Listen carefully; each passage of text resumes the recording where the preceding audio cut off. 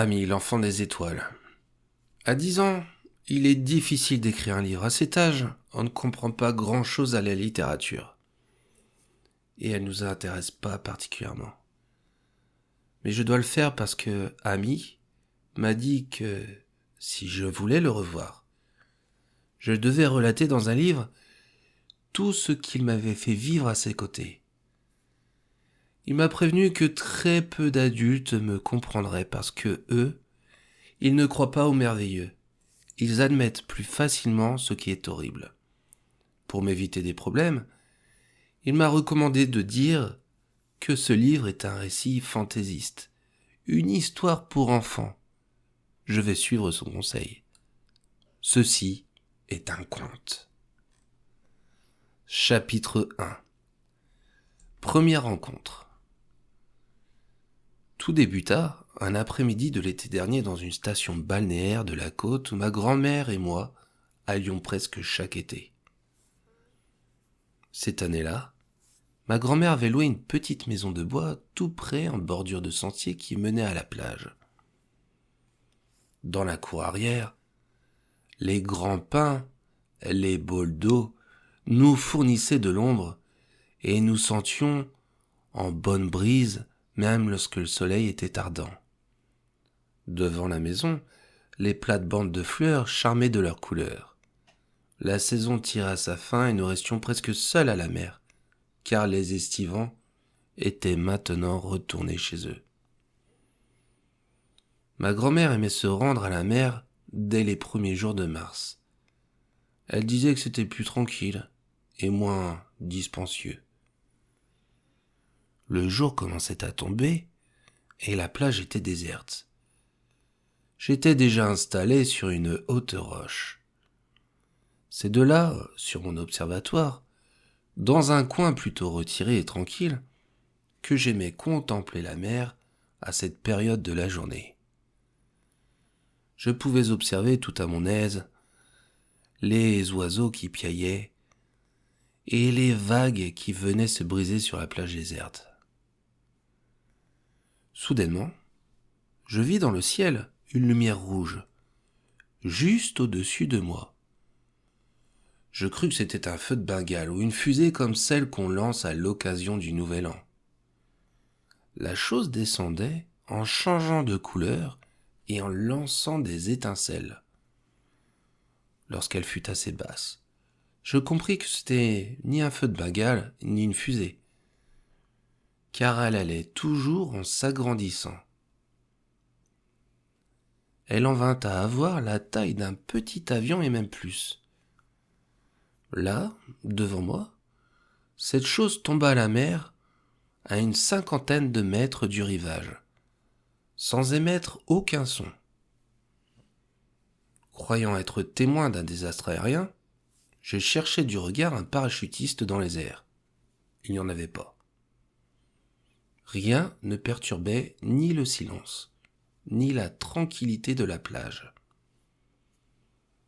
J'avais très peur, et je voulais courir à toute vitesse pour tout raconter à ma grand-mère. Mais j'attendis un peu pour voir si j'apercevrais encore autre chose. Juste au moment où j'allais partir, j'aperçus une forme blanche qui flottait à l'endroit où était tombée la chose. En avion peut-être. C'était quelqu'un qui venait à la nage vers les rochers. Croyant qu'il s'agissait du pilote qui avait survécu à l'accident, j'attendis qu'il se rapproche afin de l'aider, dans la mesure du possible. Comme il nageait avec souplesse, je compris qu'il n'était pas blessé. Lorsqu'il fut prêt, quelle ne fut pas ma surprise de constater que c'était un enfant. Il s'approcha du rocher, et avant d'y monter, il me regarda avec un air sympathique. Je crus qu'il était heureux d'avoir la vie sauve. Comme la situation ne paraissait pas dramatique pour lui, mes inquiétudes se dispersèrent. Cependant, je fus définitivement rassuré lorsqu'arrivé près de moi et après être secoué, il me sourit. Son visage était celui d'un enfant et reflétait la bonté et la bienveillance. Il s'assit sur le rocher, soupira avec résignation et se mit à regarder les étoiles qui commençaient à scintiller dans le ciel. Il avait à peu près mon âge, était un peu plus mince et un peu plus petit. Il était vêtu d'une combinaison blanche, comme celle des pilotes. Elle devait être en plastique, car elle n'était pas trempée. Elle se terminait par une paire de bottes blanches aux semelles épaisses. Un emblème doré ornait sa poitrine. Un cœur ailé à l'intérieur d'un cercle. Une belle grosse boucle ornait le centre de sa ceinture dorée. On pouvait y voir, suspendus de chaque côté, des genres de petites radios portatives. Je m'assis à côté de lui, et nous demeurâmes silencieux un bon moment. Comme il ne parlait pas, je lui demandai finalement ce qui était arrivé. « Atterrissage forcé », répondit-il en riant. Je trouvais sympathique cet enfant aux gros yeux doux. Son accent étrange me fit supposer qu'il était venu en avion d'un autre pays. Étant donné qu'il n'était qu'un enfant, j'en conclus qu'il ne pouvait être le pilote, car les pilotes sont de grandes personnes. Je lui demandai donc, qu'est-il arrivé au pilote ? Rien. Je suis assis à côté de toi. Ah ? J'étais vraiment émerveillé. Cet enfant était un champion. Il avait mon âge, et déjà, il pilotait un avion. Ses parents devaient certainement être riches. La nuit tombait et j'avais froid. Il s'en rendit compte, car il me demanda « Tu as froid ?» ?»« Oui. »« Il ne fait pas froid, » me dit-il, souriant. C'est vrai. Je sentis que réellement, il ne faisait pas froid. Après quelques instants, je lui demandai « Que vas-tu faire ?»« Accomplir ma mission, » me répondit-il, sans cesser de regarder le ciel. J'avais l'impression d'avoir devant moi un enfant important. Pas un simple écolier en vacances comme moi. Il avait une mission. Peut-être même une mission secrète. Je n'osais pas lui demander de quoi il s'agissait. « N'es-tu pas désolé d'avoir perdu ton avion ?»« Il n'est pas perdu. » Sa réponse me laissa perplexe. « Il n'est pas perdu ? Il n'est pas complètement détruit ? » ?»« Non. » »« Est-ce qu'on peut le sortir de l'eau pour le réparer ? Ou est-ce impossible ? » ?»« Oh oui, il est peut-être sorti de l'eau. » Il me regarda amicalement et ajouta « Comment t'appelles-tu ?»« Pedro. » Quelque chose commença à m'agacer. Il ne répondait pas vraiment aux questions que je lui posais, cela me déplaisait. À mon avis, il se rendit compte de ma contrariété, et cela l'amusa. « Ne te fâche pas, Pedro, ne te fâche pas. Quel âge as-tu » ? 10 ans, presque. Et toi ? Il se mit à rire doucement. C'était comme le rire d'un petit enfant qu'on chatouille. Je croyais qu'il voulait m'en imposer parce qu'il était pilote d'avion et que moi, je ne l'étais pas. Cela aussi me déplut. Cependant, je dois bien avouer que je le trouvais sympathique et agréable. Je ne pouvais pas vraiment me fâcher contre lui. « Je suis plus âgé que tu peux le croire, » répondit-il en souriant. Il sortit de sa ceinture un appareil qui ressemblait à une radio à piles, une sorte de calculatrice de poche.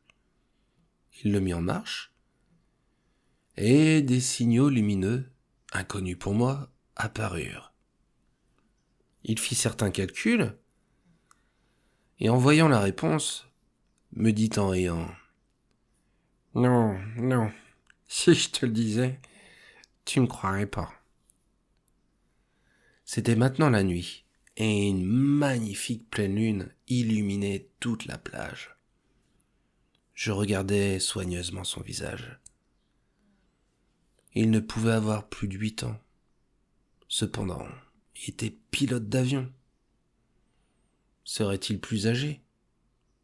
Serait-il nain? Crois-tu aux extraterrestres? Me demanda-t-il à l'improviste. J'attendis un bon moment avant de répondre. Il me regardait avec des yeux pleins de lumière. On aurait dit que les étoiles de la nuit se reflétaient dans ses pupilles. Il paraissait trop mignon pour être réel. Je me rappelais de l'avion en flammes, son apparition, sa calculatrice avec des signes étranges, son accent, son uniforme. De plus, c'était un enfant. Et les enfants ne pilotent pas les avions. « Es-tu un extraterrestre ?» demandai-je craintivement. « Et si je l'étais, cela te ferait peur ?» C'est à ce moment que je compris qu'il venait d'un autre monde. J'eus un peu peur.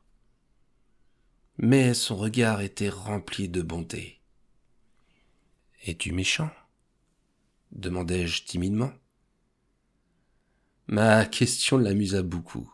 « Tu es peut-être plus méchant que moi. »« Pourquoi ?»« Parce que tu es terrien. »« Es-tu vraiment un extraterrestre ?»« N'aie pas peur, » dit-il en souriant pour me rassurer.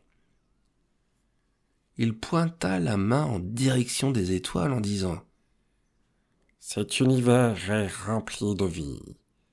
Des millions et des millions de planètes sont habitées. Il y a beaucoup de bonnes gens là-bas, en haut. » Ces paroles produisirent un effet étrange sur moi. Lorsqu'il disait ces choses, je pouvais voir des millions de mondes habités par des gens qui sont bons. Ma peur disparut. Je décidai alors d'accepter sans m'inquiéter le fait qu'il était un être d'une autre planète. Il semblait amical et inoffensif. « Pourquoi dis-tu que nous sommes méchants, nous les terriens ?» Tout en continuant à regarder le ciel, il dit « Comme le firmament est beau, vu de la terre, cette atmosphère lui donne un éclat, une couleur. » Encore une fois, il n'avait pas répondu à ma question.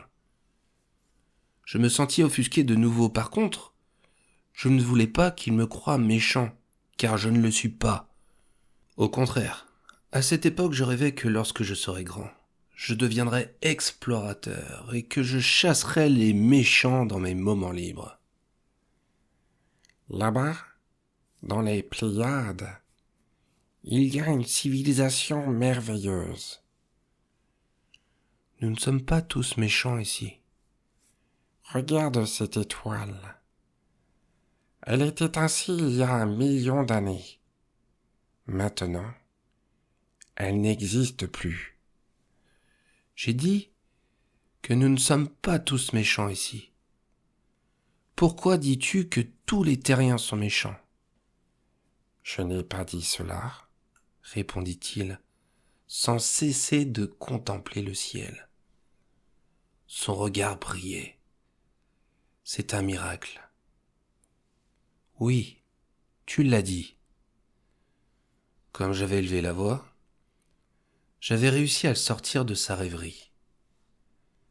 Il me faisait penser à une de mes cousines lorsqu'elle regarde la photo de son chanteur préféré. Elle est folle de lui. Il me regarda avec attention, mais il ne semblait pas fâché contre moi. J'ai voulu dire que les terriens semblent être moins bons que les habitants de certains autres mondes de l'espace. Tu vois, tu dis que nous sommes les êtres les plus pervers de l'univers. Il commença à rire, et me caressa les cheveux en disant « Je ne veux pas dire cela non plus. » Je retirai ma tête. Cela m'agaça encore plus. Je n'aime pas qu'on me prenne pour un idiot, car je ne le suis pas. Je suis un des premiers de ma classe. De plus, j'aurai bientôt 10 ans. Si cette planète est méchante, que fais-tu ici ? As-tu vu comment la lune se reflète dans la mer ? Il continuait à ne pas s'occuper de moi et à changer de sujet de conversation. Es-tu venu pour me dire de regarder le reflet de la lune ? Peut-être. Te rends-tu compte que nous flottons dans l'univers ? Lorsqu'il me dit cela, la vérité m'apparut. Cet enfant était fou, bien sûr. Il se croyait un extraterrestre. C'est la raison pour laquelle il parlait de choses tellement étranges. Je voulus rentrer à la maison. Je me sentis de nouveau contrarié d'avoir cru ces histoires fantastiques. Il s'était payé ma tête. Un extraterrestre. Et je l'avais cru. J'étais furieux contre moi-même. Et non seulement contre moi-même, mais aussi contre lui. J'avais envie de lui donner un bon coup de poing sur le nez. Pourquoi ? Est-il si vilain, mon nez ? J'en avais la chair de poule. Il semblait qu'il avait lu dans mes pensées. Je le regardais. Il souriait victorieux. Je refusais de capituler. Je voulais croire que c'était purement un hasard, une coïncidence entre ce que j'avais pensé et ce qu'il avait dit. Je ne lui avais pas laissé voir ma surprise. C'était peut-être la vérité, mais il me fallait que je vérifie. Peut-être était-il vraiment un être d'un autre monde, un extraterrestre qui pouvait deviner les pensées. Je décidai donc de lui faire passer un test. Je pensais intensément à un gâteau d'anniversaire et je lui dis « À quoi est-ce que je pense maintenant ?» N'es-tu pas satisfait des preuves que tu as déjà ? Je n'étais pas disposé à céder d'un millimètre. Quelle preuve ? Il étira ses jambes et appuya ses coudes sur le rocher. Regarde, Pedro. Il y a d'autres sortes de réalités, d'autres mondes plus subtils avec des portes subtiles pour les intelligences subtiles. Que signifie subtil ? Avec combien de chandelles ? Dit-il en souriant. Ce fut comme un coup à l'estomac. J'en eus le souffle coupé. Je me sentais idiot et maladroit. Je le priais de m'excuser. Mais il continuait à rire sans s'occuper de moi. Je pris alors la résolution de ne plus douter de lui.